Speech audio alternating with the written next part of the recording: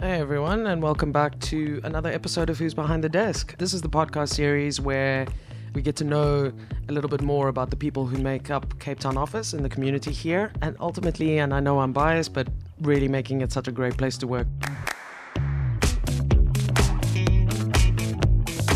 In today's episode, I had the privilege of sitting down with Jordan Levinson. Jordan works in tech, specifically data, but she uses her power for social good, and we'll get into that.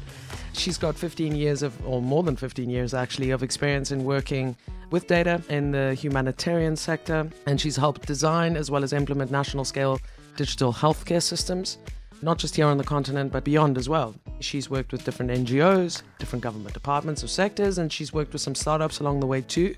And she's always maintained a very sharp focus on human-centered design, as well as sustainability, turning complex data into real-world solutions, which is just so fantastic. We talk a bit about her journey all the way from New York, the US of A, and how she lands up in Cape Town. And sadly, the project that Jordan was most recently involved in here in Africa was affected directly by the cuts that were applied to USAID projects through DOGE. Let's get into it. Jordan Levinson, thank you so much. Thank you.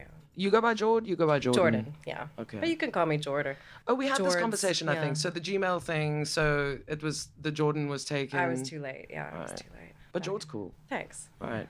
Is there a name that people call you, like your mom, when you were in trouble? No, my one grandmother called me Geordie, and I always hated that. But I've gotten over it now. Tell me more. Why did you hate that? It's don't- cute. Yeah, it's okay. You know, I was too young, I think. Now I'm fine. I see nicknames now as a term of endearment. And South Africans will go Jords, which I think is very cute. I like that. That's very cool. But Geordie's not bad. Was there an irritating Geordie in your preschool or No, something? it just didn't fit my vibe as a child. Right. So I get the Liz thing quite a lot. Yes. Or Lizzie or whatever. I don't know if you're a Liz or a Lizzie. Do you know, so Yeah. like different people call me different things. What irks me a little bit is when they assume that the Liz is short for Elizabeth. Yeah, sure. And I'm No, they like, would, no, yeah. do I look like I'm the queen? I know, but it's a unique name. Yeah. Did your parents create that name? Probably, but there are other Lizelles in this country, so no. But when I was in Scotland, when I lived there, it was like, I mean, I suppose in any sort of other country, there's like the ear isn't set in. So when I say my name, they're like, Giselle, Yeah. you know. I'm like, no. And then that's why Liz. Yeah. But it's not that hard to handle. I don't think so. Sounds like, yeah. I'm kind of used to it by now. Cool. Well, one would hope. It's been a minute, right? Let's start with your official title. What is it you do? Well, so I consult, so I have a couple of different titles. My favorite title is Senior Digital Advisor. Ooh. I'm working for an organization called Project Last Mile. That is a public-private partnership, actually. It's not even really an organization, but we take resources from the Coca-Cola company, effectively, and a couple of big development kind of multinationals, Right. and translate them into public health improvements around the Amazing. African continent. Yeah, it's a lot to do with supply chain, Yep. getting medicine, where it needs to go in Oh, difficult I see. environments. Yeah, so it's a lot of so the whole slogan is if you can get a cold Coca-Cola in any village in Africa, Because you can. you can. So surely you can get a vaccine or an antibiotic or whatever. I mean, else it's you need. two Malaria things. test, Yeah, because it's two things. It's Coca-Cola. You can be anywhere in the remotest part of Africa, and if you see a Coca-Cola sign painted on a side of a building, even without a roof, you kind of have the, civilization. I'm going to be okay. Yeah. And Toyota is the other one. Apparently, Toyota is the one vehicle that you should, if you're going to do the cross Africa thing. I've met a few people that have done that. And Toyota is because you're guaranteed in any remote, they know how to fix a Toyota. Yeah. You're more guaranteed to get a part, a spare. Someone will melt something into the right shape for your car. Yeah. Okay. Been there. Cool. Yeah. And the most recent project? So how long do we have? So the biggest... Go. Yeah, my biggest program was a national system like digitization in Sierra Leone. So we're basically working with the Right. government in Sierra Leone to digitize their supply chain. So effectively, just like most countries around this continent, there's a big network of health facilities and very small health posts, many of which are very remote and may not have power, may not have water, may not have anything. So you go into these health posts are really just a little building Yeah. somewhere in a village with Yeah. maybe nobody in it. So it's it's quite underserved. So the whole notion is like, okay, can we figure out ways to help the national government to allocate what they have, you know, because they get kind of unpredictable shipments of drugs, donors dump a bunch of stuff that they may or may not need. There's effectively no data to know even what they need. Amazing. So what we, unless you went, I suppose, to those direct sources and tracked down this. That's the idea. Right, okay. Right. So what we're trying to do is implement mobile-based data systems. So basically like a mobile phone or a tablet-based system so that people at health posts can track the inventory they have and also what they give out, what their patients need. So if you do that on a large scale, all of a sudden you know exactly, firstly, like where commodities are going, and you know where they're stocked out, and you know what you need, you know what people use. So that, so smart. So at a national level, all of a sudden, like the government can go to donors and say, well, we need this and this and this, like based on these patterns, you know, we can predict an outbreak because we know that like folks are like coming in and asking for a bunch of malaria meds here. Right. XYZ, there's so much you can do with this data. And at the lowest level, it just helps you to like, you know, make the stock flow visible. Yeah. So that you can prevent. I mean, that's amazing. Showing up and not getting the medicine. Yeah, and filling in the gaps where they're needed rather than oversupplying on certain things because it's an assumption. Exactly. Have we had a conversation about Hans Rosling, doctor? The guy is this the gapminder guy? Dude? Yeah, we have. Yeah, I loved his book, honestly. Oh my God, man. Factfulness, Well, just the simplicity of the idea. I mean, it obviously turned out to be a far more complex thing to build.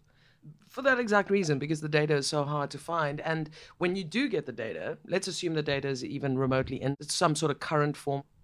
Everybody's doing it in a different format. Right, you know? right. So this is the idea. And I've been doing this for a couple different companies for the past, like 10, 12 years now. So is this, is this a private-public partnership again, or is this a completely private initiative? This is a public-private partnership. Okay. So our program in Sierra Leone was fully funded actually by USAID. Which and we'll this was get to. The recent drama. Yeah, I'm sure we'll get into that. So we take Coca-Cola expertise, so partially because of what's going on with USAID, and I'm sure we'll get into it, I've pivoted a little bit into more like strategy work for the organization, thinking like, okay, at an organizational level, how do we now pivot? Like, what can we do now? You know, we're now in a state of the world where, like, aid funding has basically completely collapsed. All of the incentives are shifting really rapidly, and no one knows what the hell is going on. Amazing. So we are really lucky in that we're positioned, you know, between the private sector and, like, the global development community. And we're at a really exciting time in terms of technology, the availability. You know, a lot of the stuff we work with anyway is open source. It's like fit for purpose. It's built for Africa, you know, offline first, works on like cheap phones. So we're in a really golden age of the technology that's available. Mm-hmm. And now with the AI boom, I mean, there's so much cool stuff that can be done. So now I'm in this really interesting arena of like, okay, how do we leverage all the stuff that's out there for these use cases? And then how do we get it funded? Maybe by pharmaceutical companies, you know, maybe by Google.org, you know, like there's so many other avenues now. We're just being forced to innovate really quickly. Which is, really quickly. Yeah, like fire under your ass, like go. Yeah. I suppose the USAID thing is an interesting one because, I mean, we're going to talk about that, I'm sure. But it has exposed, I suppose to a large extent, love or loathe, the fact that the US have been the main benefactor. And I guess if you look at the continent, the fact is that European countries, by and large, have benefited an enormous amount, and some continue still to benefit financially to an enormous degree without really putting their money back. I suppose so. And I wouldn't understate that there have been a lot of, you know, Germany, UK in particular, Belgium, France, Switzerland. Yeah, there is investment. You know? And I think that on the Franco kind of so that is a different conversation, I guess, but it has sort of opened up this, what is the appetite like really? I've got a friend who's a partner in a VC called Superseed, and his podcast, he sits down with a couple of guys. They're very Eurocentric in looking at the startup culture, looking at AI, looking at, you know, all the sort of developing stuff, but particularly within a European context, and then obviously having to compare it in a sense to the US landscape. And so, it's just penny for pound, cents for dollar, whatever. The amount of money that's being flooded in from the US compared to the Europeans, it's crazy, the gap. It is. And the approach is really different as well. I mean, the US approach, I don't want to get too deep into it, I guess, but I've had my criticisms of it. I've never... Sure. loved working for USAID. I mean, listen, I'm a Peace Corps volunteer. I have been like kind of unwittingly tied to the U.S. government for my whole development career, and have had ups and downs through that. But yes, the fact that it's gone now is still really bad. Was it still really bad? Was it through the Peace Corps that you sort of got involved in this? How did you land where you are? It's a long story. I got time. Time. Well, I graduated straight into the recession. What did you study? So I studied anthropology. Oh, wow. I was told to study what I love, and worst advice has never been given, really. But I did have a good time. But then, Could have been philosophy. I had no skills to speak of. So I landed up working at an NGO, an environmental health NGO, actually, which interestingly transformed themselves after the recession into the organization that may or may not have started COVID. So we could talk about that too, because I actually started my career really working as a researcher for them, for the guy that may or may not have started COVID. But kind of through that work, got interested in epidemiology and disease dynamics, and like how pandemics emerge from the environment, from wildlife, and how our relationship to the environment can really have an impact on global health. And then I went into got laid off from that job in the recession, went into grad school for public health because I figured let's like hide out in school for another couple years. Was that 08 or 09, somewhere there?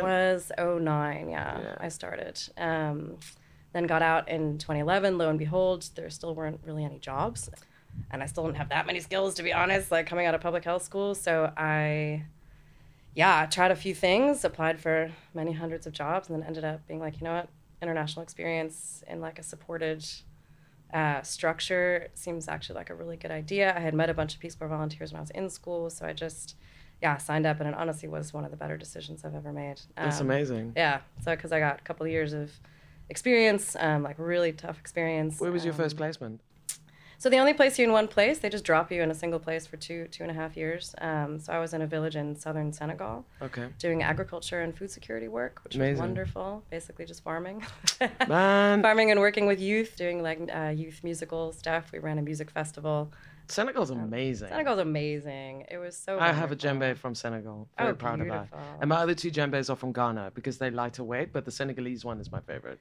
The music is phenomenal. And the whole djembe thing, so I met this dude in Edinburgh when I lived there, and he'd spent some time in Mali, but the Senegalese do the same thing. So there are these rhythms, and first of all, the rhythm structure is completely it's sort of different and almost counter to what Western rhythms. It's not 4/4s and 8s and whatever. It's so he'd gone full in, like deep dive into these different rhythms and the structures, and then came back to teach. Beautiful. Takes time. Because your ear is like, no, but that should go, no, but that should go, so, but so much fun. And there's a whole landscape of that music. I think by and large, when you're thinking of Senegalese music, you're mostly thinking of Wolof music, which, if you're in Dakar, it's a lot from the Wolof people, the talking drums, that sort of stuff.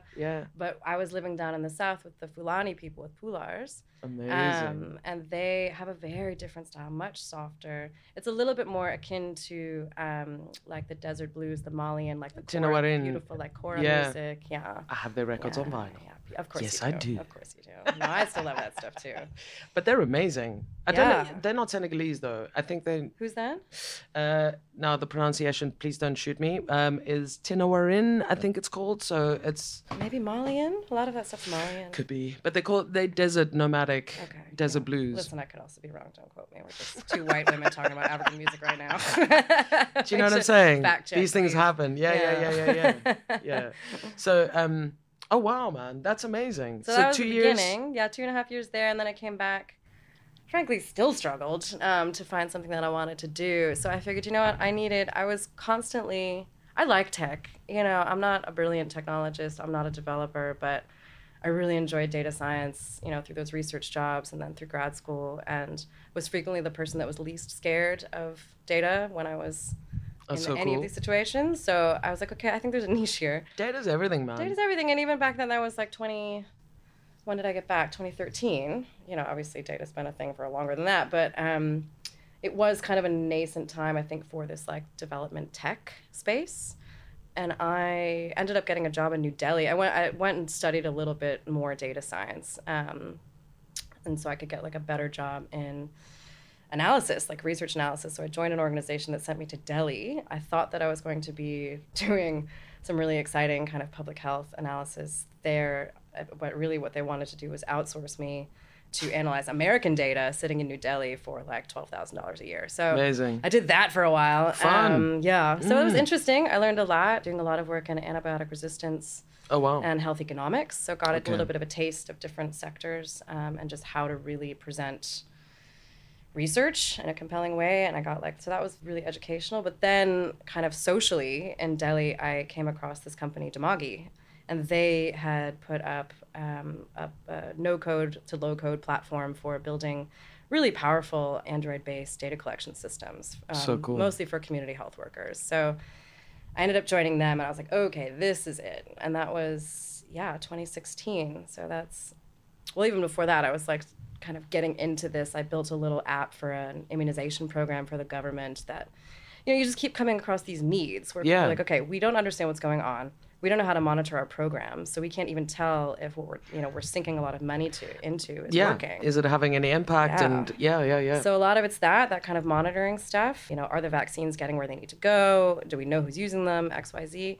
And then it moves into to me, even more interesting stuff of like, okay, how do we help a community health worker who may not be very literate, who may not have any health education? How do we has help a smartphone. Well, we might have to give her she may have never seen a smartphone before at that point, but like, okay, none of this is unsurmountable. Like, we can still build a really beautifully human-centric visual system to help her treat and diagnose and track patients to really powerful ends. And this is a crucial patch in so many health systems where people just don't have access to proper medical care. So working with the community health workers for me has always been my favorite thing. Yeah. Also tough, I would imagine. Yeah, definitely. I mean, I mean, where in the States are you from? I'm outside of New York City. Okay. Yeah. So the difference between that and, these tiny villages in Senegal and...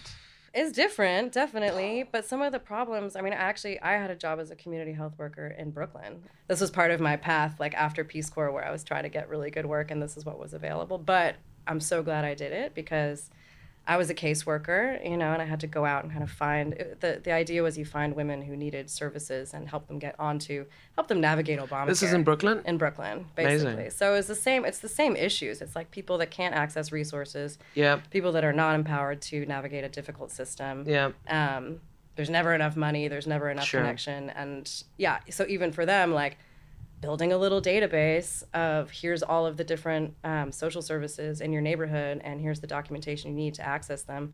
Huge. So it all still comes back to like, if you can get people the right information. Well, that's the thing, right? It's access to. So all these things exist in a sort of top tier level, but it demands you need to know how.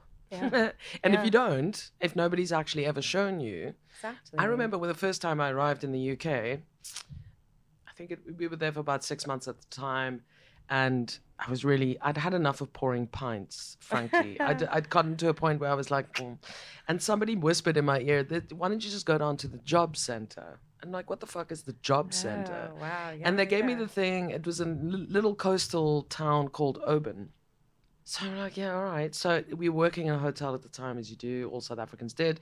And so off I go to this place called the Job Center. And first of all, very impressive. It's got this big sign outside, says Job Center. So I'm like, all right, it's the right place. So I walk in and there's all these, and this is the late 90s, right? Early noughties. And so there are these terminals, little screens. Have you seen? Do you know what I'm talking about? Yeah. So it's like, you walk up to a screen and you go, and then first of all, you're presented with this menu that says, that type of thing. What would you like to do? Oh, no. And then you can break it down from fucking, I don't know, administrative to hospitality to whatever. And then drill down. And then when you see a job that you like, you hit a button and it prints out almost like a till receipt. Oh, wow. And then you can take that, and on said little receipt will be all the details, including how to contact, who to contact. And then wait, there's more. Then you don't even have to use your own fucking phone to make an appointment. If you feel really shy, there's a representative sitting at a desk that you can go to, and she will make the appointment for you. Or you can go to like a bank of phones on the left-hand side at the entrance, and you could just phone and make a fucking... I mean, I was like, that's amazing. Yeah, that's pretty good. Right? Yeah. So, yeah. So I we get have that. these patches, right, for systems that don't function very well. Exactly. And that role for me of kind of being the liaison or the translator, just helping someone navigate, helping someone get what they need is often just a matter of translation and just a little bit of help. The surprising thing is to know that it exists in a city like New York, or even in a suburb like Brooklyn of New York. You're supposed to be the biggest and the best and the... But these systems are a mess. The systems are a mess. Yeah. I mean, in some ways, working in national systems in Africa is, I don't want to say more straightforward, but it's at least more accessible to make change. In my experience. Are you building a lot of things from scratch versus trying to... That's a lot of what it is. Yeah. I mean, and you're working... And that would make it easier, easier, right? You're not right? dealing with these massive legacy systems. And like, I hate to say it, but the red tape is often a lot less. Like people, the systems are just not... Yeah. Yeah, it's a complicated statement to make, but... But it's true, though. Yeah. And less so, I suppose, in the States as opposed to Europe. I was chatting to someone yesterday, Josh, who's here for a week. He's also from stateside, I think. But he was reflecting on how the red tape in a European context is often the thing that makes things not happen. Yeah, if I could say it in any more vague words. So it's in America. It seems his experience certainly. Yeah. He's in the biotech space, organizes conferences, and now he's moved from probably because of COVID, moved from a physical sort of conference into a conference format online, where they facilitate connections and little, breakaway chat rooms and very nice. Yeah. So the people, so that made sense. And he said to get the funding, people in the States went, that's a great idea. Let's put some money in and go. Yeah, in some ways it's easier to get private money in the States, and then working inside a public system is extremely challenging. I can imagine. Yeah. I can imagine. Yeah. Not helped. Let's just break it all now and let's blow that puppy up. How are you feeling about Elon today? My feelings on Elon are pretty consistent. Consistent. As long as he doesn't come back. Every time That's my biggest fear right now. I'm just like, don't send him back. Whatever you do, his dad's still here. I think I might have mentioned. So there's now this new wave. I keep seeing it. Algorithms, man. Like, stop it. But I keep seeing videos and interviews with his father. Like somehow understanding 6-year-old Elon is going to explain to some extent where 50-year-old Elon has gone wrong or right, depending on which side of this argument you sit. Sure, like I want to be a compassionate human being, but like there is a limit. Like there's a limit. It's hard. It's so hard. I don't even. That's not give this any more oxygen. Fair. Let's move on. But just on that, just one last question on that. So the funding was frozen, not revoked. Yeah. And then the federal judge said you should be able to get your funding back, but you still have not got the funding back. We did get some really good news last night, very encouraging news that our program in Sierra Leone, for anyone who hasn't been following this as closely, effectively, third week of January, they put out a stop work order to all USAID programs, regardless of your funding status. So we had funding guaranteed through August, a few $1 million to do this national digitization program. Nothing controversial about it. Fully approved, appropriated by Congress. Sure. We're not talking anything, squiggy, family planning, but those are details. Rights, So regardless of that, fully funded program, we were issued, along with thousands of other projects across the globe, a stop work order saying, okay, from today, no one can do anything. How crazy. Yeah. And how illegal, how unconstitutional, that old pesky thing. That old thing, So everybody stopped. And meanwhile, probably that week, they actually went in and started taking all the pictures off the walls. They took the sign off, USAID, outside. Yes, I saw, So they put everyone on administrative leave, effectively. They culled the leadership. So even if you, there was a way to apply for a waiver if you're providing humanitarian assistance. Right. But even they then, cleared the hall. There was no one to process these waivers. There's no one the payment systems are down. One of the travesties of this is so the CDC and USAID are major repositories of data. Yeah. Public health records, research, high quality global data that we need. And all of that was taken down. So you have this whole like kind of subversive. So when you say, effort. because I saw stories about that. So when you say taken down, removed, deleted, destroyed, Well, or the idea was that they were going to recategorize data sets. So imagine you have an HIV research program, or monkeypox, you know, something that really travels through, or Ebola, but really these STIs that have a lot to do with men who have sex with men, you know, for instance, are a big population group of interest. But we, you know, in the new sort of paradigm where we don't talk about trans rights, they don't exist. So like you're removing all of these data categories from studies and completely discrediting, like you're completely destroying. I mean, I'm laughing. It's not really funny, but yeah. I mean, it's really like you wouldn't It's believe batshit it. fucking If you read this in crazy. a novel, you wouldn't, you know, I think that's I don't so know. far-fetched, but here we are. Orson Welles. So people are pulling down all of this data to just try to preserve it in its current form. Because what they were going to do, they pulled it down from offline. They're going to have, I don't know who the fuck is going to do this, but like recode all of these things to make it seem like homosexuals and trans people Just and all of these categories existed. don't exist, No. and then put the data back up. Yeah. So Did I tell you about Yeah. Enola Gay? no. I don't think so.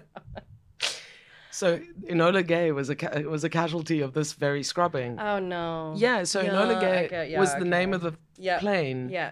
that the dude flew that dropped the first. Not anymore. It's his mom's name, dude. Enola. No, Enola's gone. heterosexual Enola Gay is Christian. gone. Exactly. And then there was there's some military veteran African American dude from the 1970s somewhere there, very decorated dude, came back from, you know, gone Sure. because of DEI. No, it's ridiculous. And this is also what happens So- when like poorly put together algorithms do all of your data scrubbing. You know what I mean? Like, so it's Yeah, and so the argument seems to be from that side. The argument seems to be that, well, the people voted, and the will of the people should be executed, right? So yeah. you voted for this dude, you voted for this administration, and part of it is this thing. We're going to remove all of this from consciousness, you know, from modern day. This is what we're doing. Except in 4 years' time, or 3.5, or you know, what seems like 50 fucking million years in reality, someone else is going to be in that office. yeah. Another administration. Yeah. So, you know, And I'm gonna tell you, like, HIV doesn't really care what you think. no, neither does Ebola, man. Yeah, Neither they does really they Zika. just really Neither does don't. fucking COVID. Nobody gives a fuck. They don't give a fuck. Yeah, They're so- just, you know, they're just going to be there. Right. So yeah, all this happened. All the programs stopped. I have 7 people on my team in Sierra Leone. We just hired 4 people to go. We were heading to go Amazing. on national scale this week. It was supposed to be this week. Everything's in place. It's beautiful. Beautiful.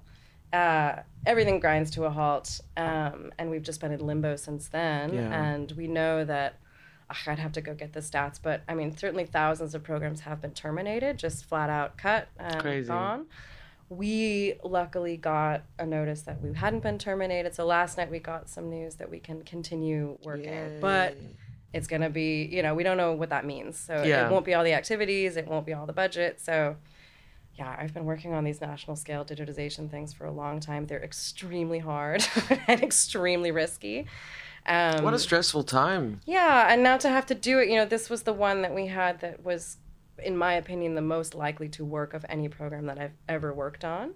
And now we're going to have to figure out how to kind of, you know, Reboot. disembowel it Yeah. and figure out what we can still do. But you know what? Like, certainly the development sector is based on being resilient and creative and things Yeah. changing on a dime, you Yeah. know?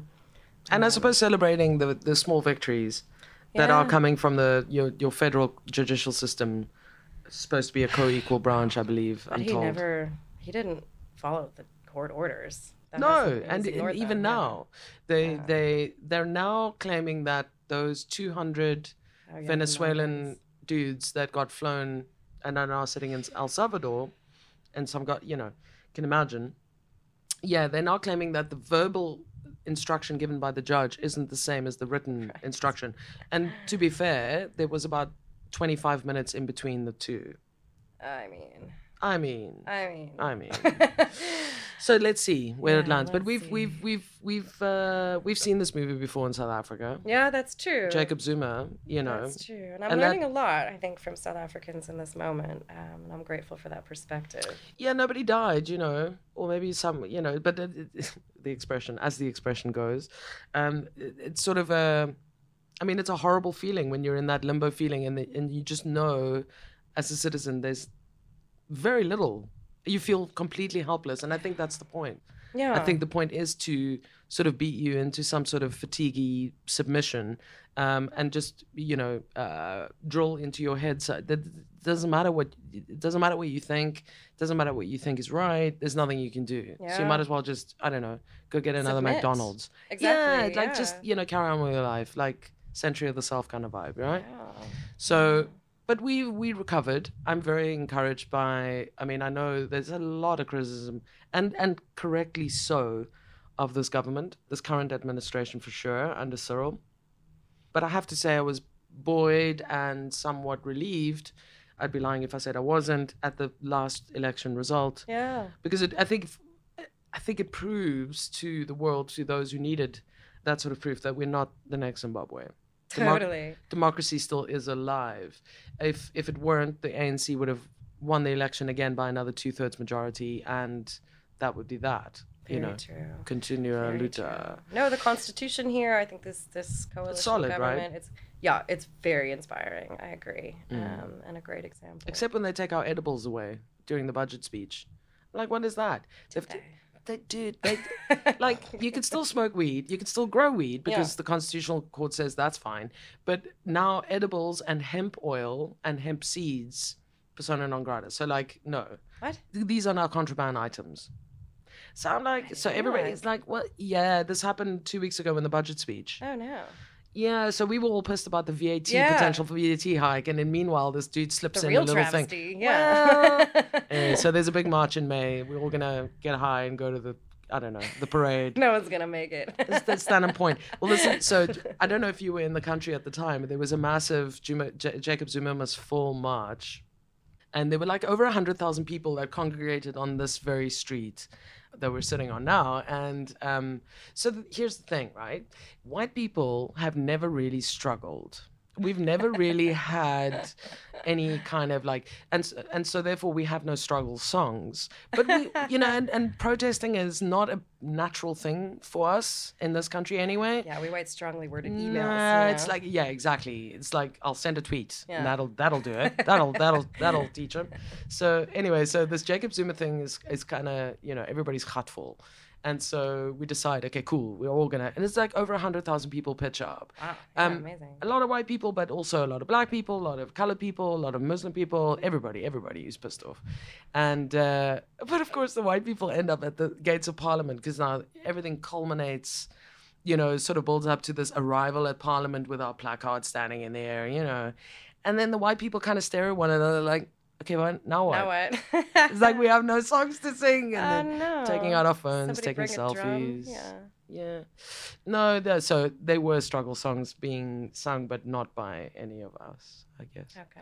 Wow. So yeah, we've certainly lived through this, and we kind of acknowledge that Cupcake, as we affectionately love to call Uncle Cyril. Do you know that they called him that in Parliament the other day? No. That's his nickname. Really? Well, Why? apparently he had a girlfriend that ex-marital, nobody talks about, that used to call him Cupcake. And there were some messages that came out. So now, during COVID, we didn't have addresses from the president. We had family meetings. Yes. And then Twitter was just lit with this kind of shit. It's like, what's Cupcake going to do now? What's Cupcake going to give us or take away? Because the booze and the fags. Oh, yeah. Oh, I remember. What brought you here? How did you end up in what's today cloudy and humid Cape Town? Yeah, well, Tamagi, this company that I worked for, and one of the reasons I joined them in New Delhi was because they had openings in Cape Town. And when I was in Senegal, I came down here on a trip, and something just clicked for me. Something about this place just really suits me. And then New Delhi wasn't really working for me. I found it to be a very difficult place to live, and I did want to leave. And when the opportunity came up, I loved that company and I loved the people and I was really excited about the mission. So that's so cool. I accepted the role, and it took me a long time to get I don't need to go into the visa drama because it's very boring. I love those stories though. Oh boy, we used to have an entire channel. We used to use Slack in the office back in the day, and we had an entire channel dedicated to visa hacks. Visa drama, yeah. Oh yeah. No, 100%. As did we at Tamagi. Yeah, so it took me about a year and a half to actually get here after that. But I don't regret that because I worked with them on a huge system in India that I learned a lot, trying to digitize the whole tuberculosis treatment system in India, which ultimately proved not to be possible at the time, but learned a lot. And the size. I mean, that's a sizable population. Yeah, I mean, Delhi itself at that time was 25 million. I mean, it was like just short of, now we're over 1 billion there, but short of 1 billion at that time. That's crazy. And a very complex, as you might imagine, system. Because TB is still a thing, right? Yeah, huge thing. Here too. Here too, certainly. And the co-infection with HIV is obviously a huge issue. Exactly. And they were very worried about that beginning of COVID, I remember. Yeah. Because of the TB thing. Oh, yeah. Because we didn't know respiratory, what. It wasn't good. No, it was not good, any of that. Yeah. But here there are good, it's actually pretty good systems here. We've had to. Meds. And we worked on digitizing some of that. So you will see your community health workers. It's now scaling nationally. I'm super proud and super happy about that. We built a really wonderful, comprehensive community health system for them. And part of that was TB treatment. And at one time, so we had gotten 6 districts online, I think, before CDC, and this is the thing. The CDC was funding it, and they decided just to pull the plug one year. So we had to take millions and millions of clients offline. It was it's devastating. Devastating. It was I should go back and get the stat, but it was like 1 in 10 of South African pregnancies at that moment was being tracked through the system. Okay. So that means women that would not have had access to good prenatal care, diagnostics for mother to child transmission of HIV, access to the facility resources, all of that was happening because of this system. And nope. Next year. Sorry. Good luck, guys. But it lay fallow for a couple of years, and then the government actually decided they really loved it. Which government? And DOGE here in South Africa, and they've now, province by province, are putting it back up. That's very cool. With their own funding. So they've found, now I'm not up on the details, but they have found at least some funding and are moving forward with And that's the thing, right? If this whole thing with USAID and this whole thing with international funding, full stop, I think, aid full stop, is that if it can provide that stepping stone or at least the start of some sort of infrastructure and then get the baton or whatever it's called is handed to and sort of okay, cool, you guys. Yeah, exactly. And it's wild that that's a new notion. I mean, I have worked on these government programs sometimes where you have it's a completely broken market. So you have a funder who has a vision of a thing that needs to happen. Sure. And then they come in and they maybe hire a bunch of agencies to do this thing. You can spend years building digital systems, piloting them, putting them up, and then only at the end of that is there this little phase where they're like, okay, here's the transfer to government ownership. Oh, shit. And well, isn't it so much easier to pull them in from the get-go? Yes. 100%. And then you have a much better idea. So again, that broken market theory, your users, your customers didn't ask for this product necessarily. They weren't part of designing it. And you're going to run into a whole lot of problems. So yes, and this is what I loved about our one in Sierra Leone is that we are last mile's operating model as well, is that, our quote unquote client is the ministry. So we work directly with the health system. That's so much better. And the government. So I was doing, product design with them. Yeah. We go in and they're going to be the ones using it. Yeah. And we have also what we have to do is change everybody's job.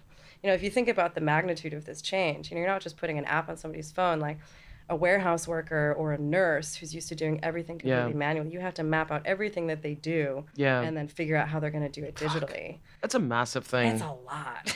I mean, they talk about UX, but that's a lot. It's like this large-scale service design, amazing. Basically. And then you have to actually handhold training them, figuring out how to get a broken phone repaired when you can only get to a place in a canoe. There's so many infrastructural issues. Yeah.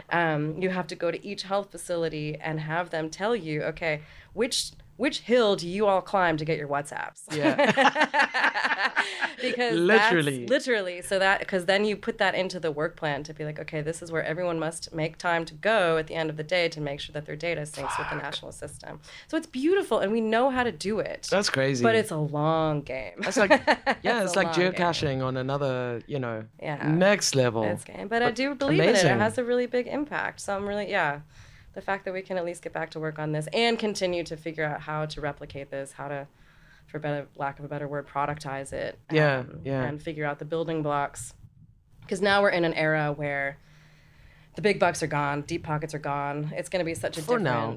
I mean, I don't think it's coming back in the same way, to be honest. Yeah. Which is the HIV thing, right? Yeah, PEPFAR. That was a big George W. Bush thing, right? Believe it or not, yeah. Well, exactly. Yeah. So, people surprise you. People surprise you. And George W. is not the guy I would have put as the poster boy for PEPFAR. I know. Ever. But you can reframe all of these stories with incentives for American protectionism. Like if you're preventing and reacting to pandemics abroad, you're strengthening markets, you're like protecting U.S. interests abroad. Well, and you're also shielding us hypothetically from pandemics, which, that's a whole other thing. But it is a whole other thing. RFK Jr. has other ideas, and measles is great, and everybody should just get herd immunity, and things are going to be fine.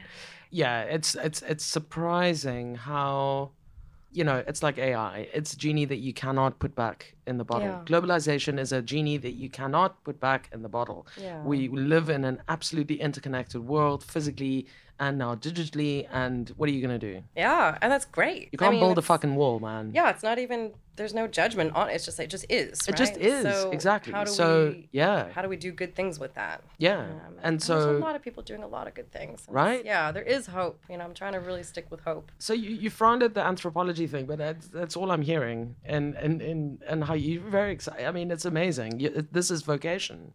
This is not just a job for you. Yeah, it's a passion, absolutely. This is a calling. I think that's really true. Because again, just figuring, like, I'm an American, I'm white, I come from privilege. Like, it's having some awareness of my position in the world. The values even that my parents instilled in me. You have privilege. Use it to make the world better. That's what I'm going to teach my son as well. So, how do we do that? A lot of it's just like skills transfer. Okay, what did I have access to? I found in Peace Corps the best thing that I could do, besides kind of blasting my American sunshine on, everybody's ideas, is really just it's a transfer of entitlement in some ways. It's like, yes, you can go apply for money, and here's how to use the internet to figure out where you can get money for that thing that you want to do. And yeah, you can try that. Like, why not? It's right. So it's like, entitlement can be good. Entitlement can be useful. If used correctly. It can be useful. Yeah. And it starts with just the acknowledgement that there is such a thing as, entitlement. Yeah. We still do, as a white South African, Gen X, Afrikaans born, although my accent is lovely, is atonement. Yeah. And having to deal with that balance, because ours is quite fresh, history-wise. And so it's dealing with that reality. So, and when it's an academic idea, so BEE or whatever it is, DEI in a US context, it's an academic idea until it becomes a reality and touches very close to home. And that's a very difficult thing to deal with. The last job I had was, early 2000s was the last time I actually worked for someone. And since then, it's, I don't know what a holiday is and what is the 13th check, but it's just completely, we sat around a dinner table the one night with a few friends and realized looking around the table, we're completely unemployable. Yeah. It's like, I can't deal with that. Yeah. Anyway, when it hits close to home, so a university... I can say it, I'm sure. UCT decided after 11 years not to extend employment to Anne-Marie as a lecturer because she's white. Oh, no. Mm-hmm. Yeah. And so the way that obviously it's a heartbreaking thing because she had really invested her mind and sort of looked at, this is what I want to do. However, at the same time, we're both very much of the same mindset that we acknowledge our privilege and we acknowledge that it's not correct that that she should benefit from something the way someone else probably should right now. that is correct for this time. Sure. And so it's when it's abused, and it's when the DEI or BEE is blatantly abused or corrupted, that's when you get pissed off and annoyed with it. Or worse, that the end result is that the students suffer because they get a poorer quality of education as a result, right? Exactly, yeah. Because it should never be token. It's a fine balance. It's a fine line. You need the skills. Easy answers in it. Yeah, No, there is no easy answer. Except, and so understanding that privilege. And so I feel that more conversations should be had about that uncomfortable thing. For me, it's not uncomfortable anymore. Yeah. Yeah, same. I mean, certainly, again, we're two white women sitting in a room. Like, exactly. It's a very safe space for us. So I realize, I do realize my own narrow lens as well. And yeah, but I agree. I think that's the only way forward, really, is just kind of owning this stuff, having the scary conversations, and trying to make more safe, inclusive spaces for lots of different types of exchange. Yeah, the Zuma Must Fall March in a real world sense, and this is about having, bringing, so in an online digitized context, it seems like the whole world is now ending. But actually, when you get out into the real world and talk to people, you actually find, oh, fuck, no, that's not, it's not as bad as I thought. Absolutely. There is always a commonality, whatever it may be, that can help bridge and better understand. Because I really genuinely and sincerely want to understand why people voted for Donald Trump. Not from a perspective that I want to ridicule them or laugh at them. I just want to really understand. Yeah, I mean, I'm starting to see it. Well, not starting to. I can see something that I think holds water for me. I mean, the Democrats, at the end of the day, like, just really boned it. Like, we just... Sure. Running a platform where people, for the majority of people, something like 65% of America is living paycheck to paycheck right now. And how many? It's like 65%. Someone should fact check that, but I heard Bernie say it, and I think it's probably true. I believe Bernie, man. I believe Bernie. I believe Bernie, he came in with some really incisive criticisms of how this all went down. Because the Democratic Party... Well, he's an independent now, right? He's not a Democrat anymore. Yeah, no, I think he's... After the Hillary... He has a Green Party, I believe, isn't he? I don't know. Anyway. Yeah, the Democrats are kind of responding to everyone's cries for help with data telling them why they're wrong. Right. Like, no, crime is down. Jobs are up. What are you talking about? Like, just throwing stats out, which is incredibly alienating. And insulting. And completely out of touch with the reality of the majority. It's borderline gaslighting. Absolutely. So, I'm not surprised they lost who they lost. I mean, these are demographics that we never thought would change. Totally. I heard something yesterday like white men over 75 were more likely to vote for Kamala Harris than white men under 20, white men under 25. Yeah. So this is like and then the Hispanic population, right? Yeah, non-white voters, immigrant voters. First gen. So I mean, at the end of the day, like, Donald Trump presented some kind of a solution, validated what people were thinking, they're wrong. The solutions are wrong. Are they? Well, the solutions are wrong. I mean, Donald Trump is wrong. Yes. But he was right to acknowledge and validate what people were experiencing, and I couldn't agree with you more. And I think that looking at it now, the Democrats are. There's very little difference. Yeah. I don't consider myself at this moment a Democrat. Yeah. The policies may be different to a certain extent, but I don't think that at the core of it, which is that, the funders... the market forces. Yeah, exactly. And AOC politics, is probably the only one. AOC, maybe Elizabeth Warren, definitely not Gavin Newsom. Although I'm itching, because he recently did a podcast with Steve Bannon, and got a lot of flack for that. And I haven't listened to it yet. I'm kind of curious just to hear what everybody's freaking out about. But that's interesting. Let's have these dialogues. He sat down with Charlie Kirk. Do you know who he is? Yeah, he's special. Okay. So Charlie Kirk, right side of the spectrum, commentator, podcaster, and you obviously know who Steve Bannon is, right? Yeah. So, and Gavin Newsom sat down with these two guys. Look, and in a Californian context and handling of the recent wildfires and shit, he's not doing very well on a scoring level from what I can see, but. I just don't, at the end of I hear everything that people are saying about the Democrats and how they fucked it up and how Biden should never have dropped out. Actually, how Biden should never have announced a run, that they should have had the convention, they should have opened it up to the playing field and all that. I get it. Yeah. But that still doesn't give you a fucking reason to vote for Donald Trump, man. Yeah, I know, I hear you. I think increased dialogue. He represents a vision. He represents something that speaks to people. I think Trump Tower, I don't know. There's going to be, some twisted version of the American dream that we have all been fed. And listen, there are going to be reams of writing on this over the next 100 years. You know? And this is a big turning point in American history, I think. It's a big reshuffling of systems. Things are not going to look the same as they have for... I mean, we think it's forever. I mean, USAID was up since the 60s, so it's, we're talking like... yeah. Well, it's actually, not forever. before, it's 45, right? So 1941 to 1945 is really where this reign of empire and moral authority began. And I think the world has since then looked at, as the beacon of...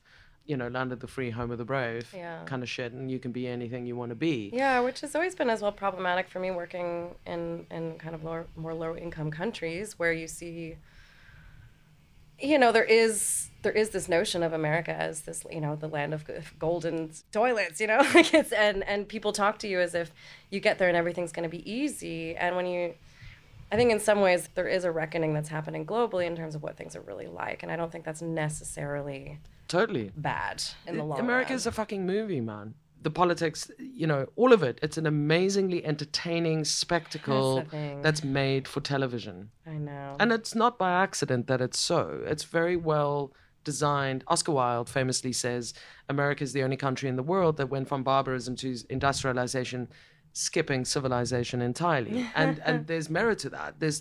There was a struggle period that almost didn't occur that happened in Europe. Not to say that Europe is the beacon, but certain parts of Europe anyway tend to have it more sorted out in the context of how are you treating your most vulnerable? How are you treating your poorest, your old? And by that measure, it's sort of appalling to see. After the 2008 crash, Medicine Without Borders had to go and set up, in big football stadiums, had to go set up makeshift clinics for people who couldn't afford healthcare. Yeah. It's crazy that someone has to work 3 jobs and still can't afford healthcare. Yeah, 100%. So it is all of that. It is. It is. It's a lot. It's a lot right now. It's a lot. It is a lot. And it'll be interesting to see where it ends. Yeah. So your mom, dad, everybody still stateside, or? Yes, they are. Well, my brother lives in Tokyo, actually. He's working on a smart city under Toyota in Japan. Amazing. But my parents are still... Toyota, Coca-Cola. Yeah. Though he says he would never, they couldn't, well, I shouldn't. Toyota's great. They wouldn't pay, they couldn't pay him to live in this smart city. Is that right? But it is fascinating. Have you been? Tokyo? No, I haven't. I'd love to go. Me too, yeah. Me too. But my folks are still outside of New York State. They live in a really beautiful, kind of bucolic, rural town. Farmers markets on Saturday. And... Yeah, a little. We're going back this summer, I think. It's been a little while. It's kind of interesting. Yeah, it's kind of interesting to see how things feel. Yeah, well, the thing is that media perception, I encounter this all the time where people arrive in Cape Town or in South Africa for the first time, and they're like, it's not really what we thought it was going to be. It's much better, right? And the perception, especially if you sort of a CNN/Sky News absorber, for all intents and purposes, it's the most dangerous city in the world, and everybody's running around with guns and bulletproof vests, and you shouldn't go to Cape Town. It's too dangerous. Yeah, as a woman alive. And it is dangerous, sure. We know this. Yeah. It's one of those Cape Townianisms. So, yeah, it is dangerous, but as long as you don't, you'll be fine. It's like, just don't do that, but you'll be fine. Yeah. No, it's true. I have wishes for this place, too, of course. Yeah. I mean, I came back at the time people thought I was nuts to leave Bonnie, Scotland. To come back to Cape Town. And Scotland, for all intents, but is my second home for sure. I love it there, except the weather is so shit. Yeah. It's just, I can't, there's a part of me that wants to have it very extreme. So I love the Northwest Coast a lot. Lived on this tiny island called the Isle of Mull for a while.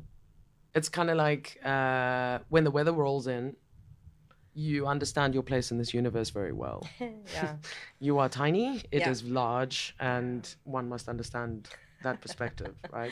And that's kind of cool. But the grey skies of London, and it's just, no, I can't do that. No, it's not my thing either. I'd rather suck lemons all day. And I went to university in Maine, which is the northernmost. That's quite pretty, I believe. State. Beautiful. No, Stephen King country. Beautiful. All his books are set in Maine. That's right. Yeah. Yeah. No, it's stunning. It's an amazing place. The winters, I mean, it wouldn't break 0 Fahrenheit for weeks on end. So Kerry's just come back from Alaska. She did that big dog sledding thing. I saw that. Yeah, she was saying it's cold, but the global warming thing is real, so it's a lot warmer than it used to be. Yeah, so the snow isn't as prevalent. Thank you so much for doing this. Thank you. This is really fun. Yeah. It made my day. Yeah. So before we go, Cape Town is home now? Certainly a home of mine. I mean, I've been here for 7 years, and my husband is from Wellington. I was there on the weekend. I told you my mates had just moved out there. It's beautiful out there. It's beautiful out there. He messaged me on, it's my mate Stu, he messaged me, he's got a little fancy iWatch thing, whatever. And it said 41 degrees Celsius on his phone. No, it's hot. I think we will always have a foot here. I really love it here. I feel at home. We have a beautiful community. This place is great for building community. It's so vibrant and welcoming and interesting, and no current plans to leave. Cool. Thank you. Thank you. This was so fun. I really appreciate it. Awesome. Yeah. Cheers. Huge thanks to our sponsors, Cape Town office. Without this recording, it would probably not be possible. And most especially to VoiceNote Productions, who make us sound really, really good in all these different podcasts that we do. For all the editing and the time spent, thank you to VoiceNote Productions. I'm going to drop some links in the description, so if you want to reach out to Jordan, if you're interested in the space, if you're interested in sustainability, in the development, or specifically in the healthcare space, I'm sure she would love to hear from you and chat to you. Also, if you're interested in podcasts, what it might mean for you to create one, do get in touch with us. We've got a great space here on Rouland Street. Love to show you the space, love to show you around, and please like, share, and subscribe. We look forward to catching up with you very soon for the next episode. Thanks for listening.